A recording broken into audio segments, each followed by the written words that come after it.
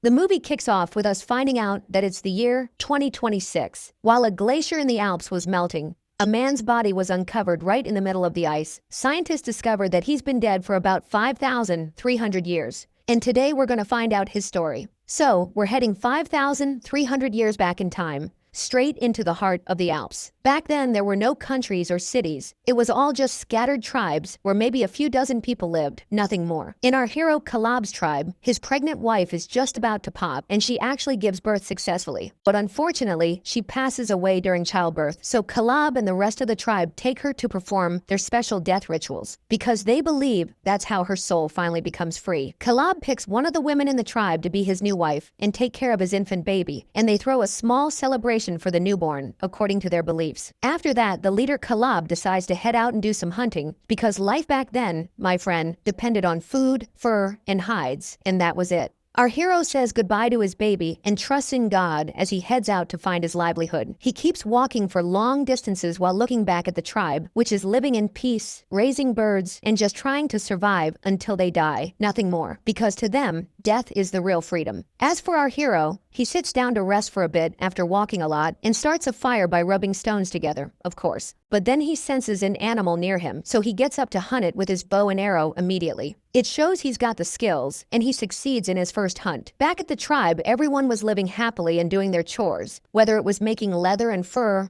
or raising animals for food. But suddenly, a person from another tribe storms the place and kills one of them. He's got a lot of men with him using bows and arrows, and they attack everyone. When our hero's wife sees this, she gives the baby to a young boy and orders him to run away with him fast. Right after that, one of the men from the enemy tribe storms her hut and starts beating her up. Unfortunately, the young boy also gets shot from a distance by an arrow and falls dead on the ground while clutching the infant baby. The savage tribe's men continue killing and destroying everyone there without any mercy. After that, they start setting the huts on fire, so whoever didn't die gets burned alive or dies from the smoke. All of this is happening, and our hero Kalab doesn't know anything yet, but he smells smoke and looks at the tribe from a distance and sees it completely on fire. At the same time, one of the enemy tribe's men assaults Kalab's wife with total brutality. Then the leader comes and asks her about the location of their special stone, but she spits in his face. This pisses him off so much that he stabs her in the heart with a spear, finishing her off instantly. At that moment, Kalab was running as fast as he could to get to the tribe. But unfortunately, the leader and his men had literally destroyed everything. They kept looking for that sought-after stone everywhere until they found a small box. They opened it and actually found the stone inside. So they got happy and decided to take it and leave, because they basically came for it in the first place. When Kalab gets close to the tribe, he keeps calling out for his wife while screaming. The leader and his crew hear him, but they decide to leave after burning everything down. Our hero arrives and sees his wife's body in the middle of the fire and gets extremely sad. He takes her body and goes outside, worried about his baby and not knowing what happened to him. He puts her in a spot and performs their death rituals so her soul can be, of course. He keeps looking around and sees nothing but ruin and destruction, with absolutely nobody left alive, until he sees the young boy lying far away. He runs to him immediately but is shocked to see he took an arrow and is already dead. But the surprise is that he was still clutching the infant baby, and that's the only one who managed to survive the massacre that happened. Kalab picks him up, feeling beyond sad that his whole tribe and everyone he knows are gone forever. He looks at the young boy's hand and kisses it because he loved him and considered him just like his own son. It starts raining then, so our hero sits in a spot while protecting the baby from the cold and rain. It wasn't just silence hanging over the place. The sadness and oppression in our hero's heart were visible without a single word. Because the lonely life back then, my friend, only got better with family, and now as we saw, his whole family is killed off. Anyway, when morning comes, he walks through the wreckage and the destruction that hit the whole tribe. When he goes to the spot of the box that had the stone, he finds it's gone. He understands then that the enemy tribe stole it. He carries the young boy's body and enters a cave with him to do the death rituals while he's sad. But the idea that his soul is now free makes it a bit easier for him, that's all. He sits there thinking about exactly what to do because revenge is filling his heart and mind to the point where he screams from the pain and sadness. and completely breaks down. But he decides to pull himself together until he gets revenge for what they did to his tribe, no matter the cost. From here, my friend, our hero Caleb starts his journey of revenge. He ties the baby to his back and walks his way through nature where silence was the ruler. He takes a goat with him so if he gets hungry, he can eat it. Because he's not in the mood for hunting, he's going for revenge now. Anyway, he keeps walking until he finds the baby crying, so he decides to sit in a spot to rest for a bit and try to calm him down. When he understands he's hungry, he secures the goat well and puts the baby under it so he can drink some milk to satisfy his hunger. And here I was thinking he took the goat to eat it. You're a real one, Caleb. The important thing is that he continues his way after that, tracking the footprints of the brutal tribe that ended the lives of those closest to him. While he's walking, he meets some people on the way who are also traveling, but he doesn't care much, especially since there was no unified language in that era. It's either you understand me or you don't. Of course, our hero doesn't want a headache. He's got a specific destination now, which is revenge and nothing else. He keeps walking until he reaches a place where a fire had been lit. He smells the wood and understands the enemy tribe was close to here. When it rains on him, he decides to take cover behind a rock to protect the baby. By chance, one of the tribe's men passes by, and our hero, without a word, jumps out to attack him and chokes him with huge strength. The man screams his last breath, and one of his tribesmen hears the sound. When he goes to see what happened to him, he's surprised to find him lying dead on the ground. But in that same second, our hero comes from behind him with a rock and brings it down on his head, killing him instantly too. He then goes to check the gear and food they had to take for himself, but he finds someone else with them tied to a tree. He understands they had kidnapped him and decides to set him free. That young man can't believe it and takes off running right away without any introduction. After that, our hero returns to the spot with the goat and the baby and hides well because of the rain, and also in case someone from the tribe shows up or something. At the same time, the leader of that other tribe and the two men with him are continuing their way until they see an old man and a girl with him, but they don't care and head toward their own tribe. As for our hero Caleb, he continues his way through the tough mountains and plains, still carrying the kid on his back and dragging the goat, which is basically a mobile baby bottle, with him. When he finds the young man he freed walking behind him, he gets annoyed and keeps throwing rocks at him while telling him to get away. Of course, the guy doesn't understand the language, but he understands the anger and the rock throwing. Basically, don't walk behind me or you'll regret it. Our hero then climbs to the top of a tall tree to hunt a few fruits to satisfy his hunger, and keeps taking care of his baby and protecting him from the cold and the harsh conditions as much as he can. Meanwhile, the savage leader and the two guys with him rest a bit from the road and sit down to make a fire and gather around it. And trust me, I wish I could tell you what they're saying, but there's literally not a single word. They just sit there eating in silence, and that's it. So let's get back to our hero Caleb, because at least he sees an animal and tries to hunt it. But before he shoots the arrow, he finds the old man who's with a girl hunting it before him. The two of them raise their bows and arrows at each other, but Caleb feels there's no danger from him and lowers the bow. The old man does the same thing without a word, but we find our hero went to sit with him and the girl to eat from the catch he caught. Basically, I won't shoot you with the arrow, but let me eat with you. The three of them sit and eat in total silence, and the relationship between them was good. But to break this silence, the girl pulls out a piece of wood and keeps playing it for a bit. True, her playing would make a dog sick, but it's better than this killing silence. Anyway, at night, the old man and the girl notice that Caleb is really interested in the baby and is sitting with him inside their hut. Suddenly, out of nowhere, the girl decides to go in and try to hit on Caleb, but our hero pushes her away because he's not in the mood for this nonsense. He keeps hugging his baby, and his only goal at the moment is protecting him. The girl then goes out to the old man, and they exchange looks, but the old man understands what happened. I honestly don't know how they live together. They should have found some light language to understand each other with, but that's none of our business. The important thing is the lightning and thunder start working again,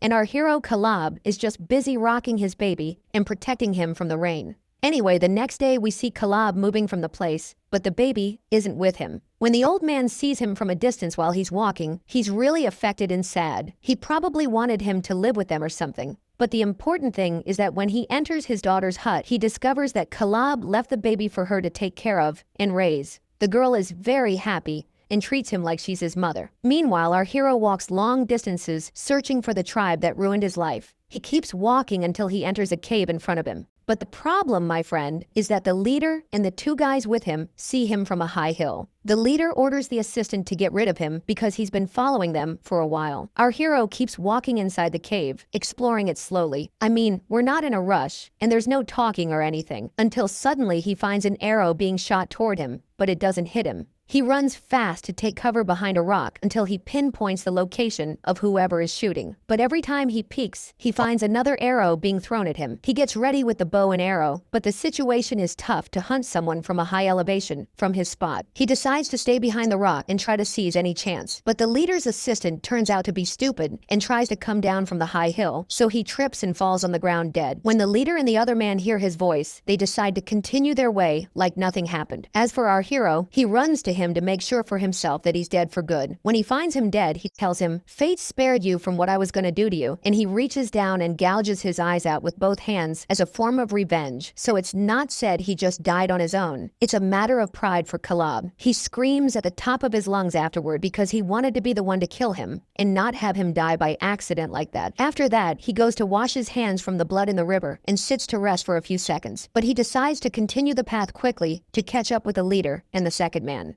But first, he takes the fur the assistant was wearing and carries it with him. We see that the leader and the man with him are totally exhausted from all the walking, especially since the nature around them is very harsh, all mountains and plains. Kalab at the same time finally remembered that running existed in their time, and he started running after he was just strolling slowly. He stays like that until he reaches an ice mountain and climbs it. He doesn't care. And if you're gonna tell me he won't feel the cold or anything, I'll tell you, boss, the guy is wearing a kilo of fur. It's none of our business. The important thing is Kalab keeps walking until he sees the leader and his man, so he takes off running toward them at full speed. But unfortunately, the ice breaks under his feet and he falls into a deep hole and doesn't move. The leader thinks then that he's dead and decides to take his man and leave quietly. But our hero, Kalab, still has some life in him. He definitely didn't come all this way just to die here. He actually gets up to explore the surroundings and finds there's no exit except from the top, but the distance is very high. And also the fall affected his body a bit. He gives in to the exhaustion and stays sitting in his place until he finds a few rocks and manages to rub them together to start a fire. He uses this fire to explore the hole. Maybe he'll find another exit or something, until he reaches a very narrow spot that's hard to pass through easily. He sucks in his gut a bit and passes with extreme caution,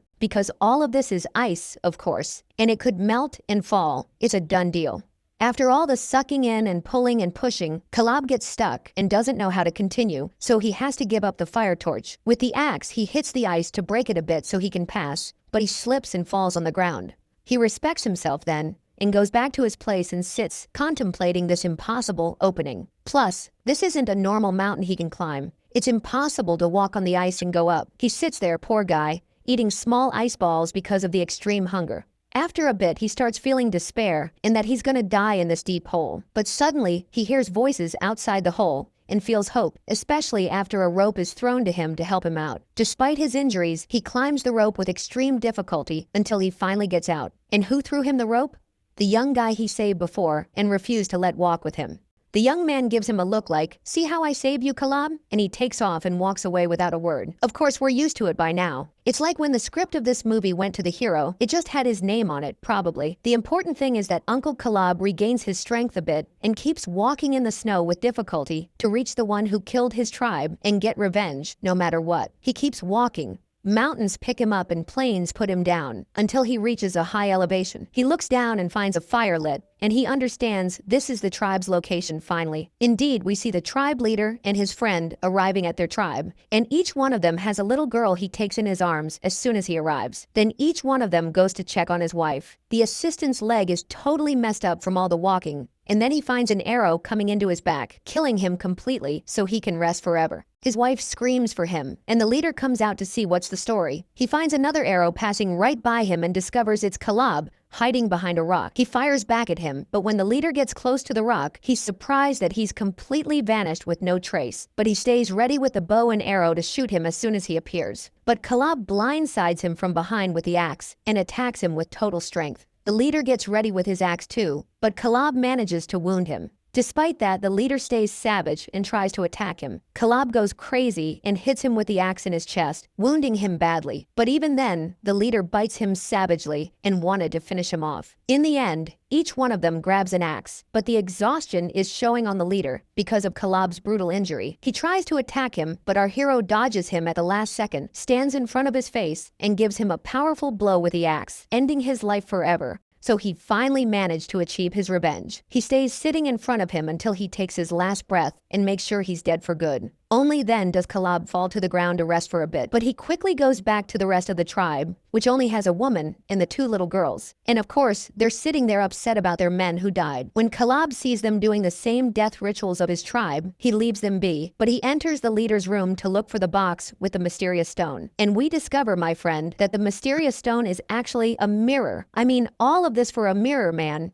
Is that even okay? And all the people who died. But anyway, the important thing is that our hero thankfully feels a bit of joy after getting the mirror back. He goes out to put the two he killed on the pyre so the woman can light them on fire and finish the rest of the rituals. He decides to sleep in the place tonight because of the extreme exhaustion. But he's surprised at night that the woman wants to kill him with a spear because he killed her husband and the tribe leader. But our hero wakes up at the last second and grabs the spear from her hands. After that, we see the woman gave in to reality and decided to sleep by the fire too. As soon as morning comes, our hero Kalab decides to pack up and leave. He keeps walking for long periods until he returns to the snowy mountains again. But the weather is even more intense, and he's also tired and can't go on anymore. He decides to sit in any spot to sleep for a bit. Because of the extreme cold, the snow covers him from everywhere. Once things calm down a bit, he grabs the mirror and raises it up, but he decides to throw it in the middle of the fog because it was the main reason for the killing of his whole tribe. When he goes back to walking in the snow again, he finds an arrow coming at him from his back. It turns out there was still a person in that tribe alive, and he comes out to hunt him. Kalab right then feels the exhaustion big time, to the point where he slips from a high elevation and is basically sinking into the ice. He decides to finally give up and dies in his place, frozen. And that's where this great film ends. I hope you guys like the summary. If you made it to the end, don't forget to like the video and write us a beautiful comment like you always do. For those seeing us for the first time, subscribe to the channel to see all the coming summaries. See you next movie. Peace.